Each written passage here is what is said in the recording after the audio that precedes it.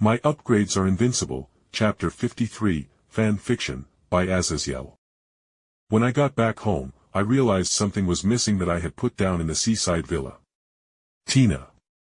Where the fuck is the enchanted cabinet I made? I asked with my eyebrow twitching. To which Tina gave me a bland look and said, "It's literally already in Orario with Hephaestus right now, with how you were gone for like 3 or 4 hours. After all, I used a good chunk of my own money to have it delivered by a Familia who had a level 5 in the retinue." I wanted to bitch at her for that, but it's already been done, so I dragged my palm down my face as I nodded and said, Okay. Alright then, did you at least send a letter for when Hephaestus should open the cabinet for us? I asked after calming down. As I didn't want to think that Hera and Zeus's Familia were going to be micromanaging the smithing Familia, especially after what the Zeus Familia members had done. So hopefully the cabinet would get there without much issue. And Tina nodded as she said easily, I made sure to send our goddess a letter with the cabinet that would outline that she needs to open it at a certain time. While also lying to her that we went to the Dwarven Mountains to the far north in case someone else read the note. I took a breath as things were a bit too complicated for now, so I grabbed my Tamamo and dragged her into my lap for some snuggles. So I could pet her fox ears as I began mentally fusing the supplements and magical herbs I collected previously. After fusing the supplement, I raised an eyebrow as I read the description as Tina and Tamamo went back to their reading, as we were now just waiting till tonight for Hephaestus to be ready to open the cabinet.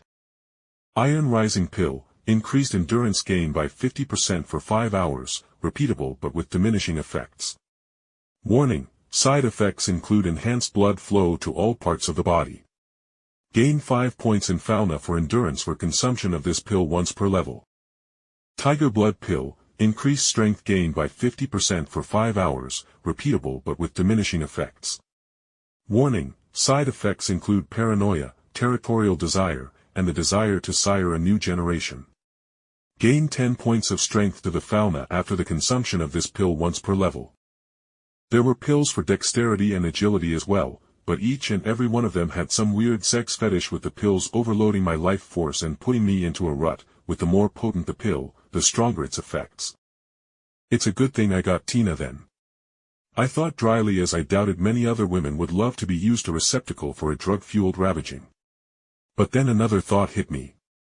What if I took all the pills and then had Tina use her blood fury spear to have her own similar enhanced state, and we did it?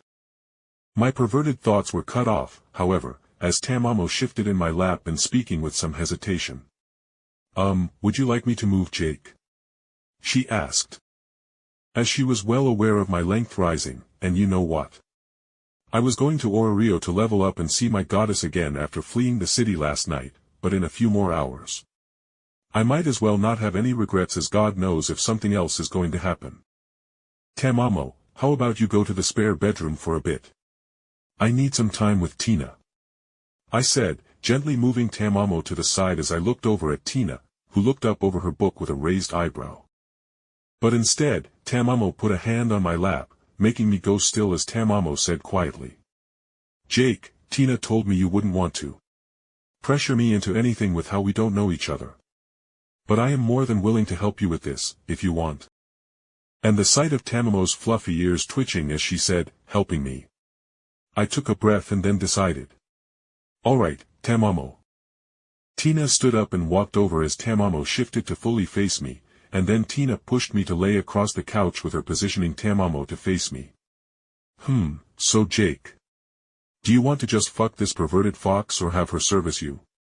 Tina asked as she climbed behind Tamamo, and her smaller hands pulled down the robes Tamamo was wearing to expose her very ample breasts that bounced free of the Eastern-style robe she was wearing to my eyes.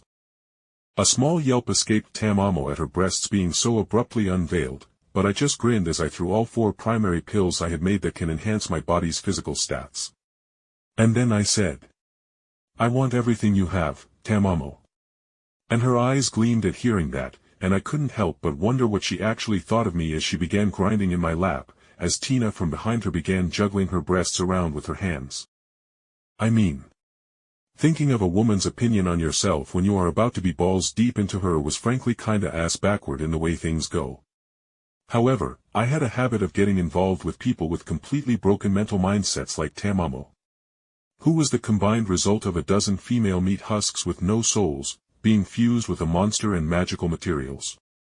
The less said about Tina and her being the poster example of physical, emotional, and mental dependent on myself and my opinion of how well she does what I want, the better.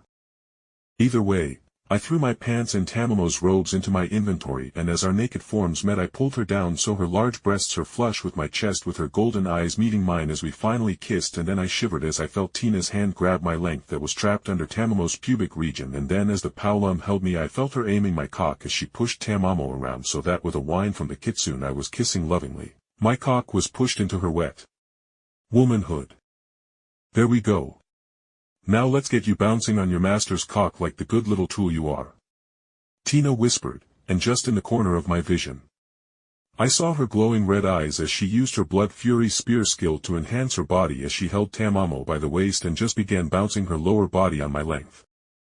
Tamamo's golden eyes went hazy as Tina wasn't gentle at all, merely treating the kitsune's cunt like a sex toy as she ground her womanhood on my length, with her occasionally slapping the soft and plush ass of Tamamo, making her tighten up on the inside. And as for myself, I just enjoyed the ride as Tina did all the work of fucking Tamamo on my length. And besides taking the pleasure, I made sure to fully explore Tamamo's body from the waist up, as I found that she had very sensitive breasts, and she actually seemed to enjoy our kissing a great deal, with her making a great deal of saliva. Then the pills started to hit, and I began fucking back into Tamamo, and Tina chuckled as Tamamo whined loudly as her legs kicked up helplessly with her toes curling in as I pushed Tina back so I could properly fold Tamamo into a mating press. Loud slapping noises rang out as I drilled into Tamamo's depths, and her pants came out with sharp whines as I hit her deepest depths, and each time her pussy would flutter as I bottomed out inside her. And Tina knew that look as she whispered into Tamamo's kitsune ears. "Aw, poor baby. You can't even take Jake's cock all the way in. How pitiful. It looks like Paolum pussy is better." She hissed at the end with a victorious smile, and then I saw that Tamamo had a fire inside her past that gentle demeanor she so typically had all the time. As Tamamo linked her legs around my waist with her arms going around my upper chest as she sucked on my upper neck, and then I felt it, with my pounding going abruptly still. I felt my cock sink another inch deeper with Tamamo giggling out loud as she whispered aloud. "I may not be a fuck toy like you, Tina. But I will bear his children first. I can be more than a tool for him." Oh. I thought, seeing Tina's bloody red eyes staring at Tamamo, but then Tina simply said, "If you can, then do so. I am what I am. I do not feel any shame as he uses my body in bed, and to fight monsters in the dungeon." My slow fucking into Tamamo's deepest depths were interrupted with these words, but then Tina crawled over our forms so she lay upon my back with her handful-sized breasts laying on my shoulders as she whispered into my ear, "Come on, Jake, get to it. Slam fuck this haughty little fox through the couch." And so I did so. I just ignored the girls' weird little rivalry forming with their warped logic. As I just fucked Tamamo until I reached my completion, and I seeded her deepest depths with her keening out loudly in orgasm with her enhanced strength, making my back pop as her legs.